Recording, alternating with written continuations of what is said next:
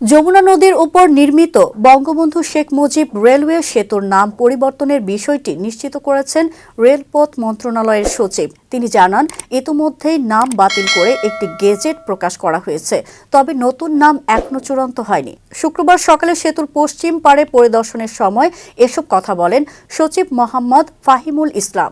১৯৯৮ সালে যমুনা নদীর উপর বঙ্গবন্ধুর সেতু চালুর পর ঢাকার সঙ্গে উত্তর পশ্চিমাঞ্চলের রেল যোগাযোগ স্থাপিত হয়।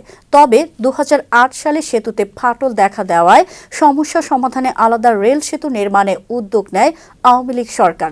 প্রকল্পের মোট ব্যয় ধরা হয় প্রায় ১৬,৭৮২ কোটি টাকা। ২০২০ সালের ২৯ নভেম্বর প্রধানমন্ত্রী শেখ হাসিনা সেতুটির নির্মাণ কাজ উদ্বোধন করেন। প্রকল্পের ৭২% অর্থায়ন করে জাপান আন্তর্জাতিক উন্নয়ন সংস্থা। নতুন রেল সেতু চালু হলে ডাবল লাইনে মালবাহী ট্রেন সহ ৬৮টি ট্রেন দ্রুতগতিতে চলাচল করতে পারবে। সচিব জানান, সেতুটির ৯৭% কাজ ইতিমধ্যে শেষ হয়েছে।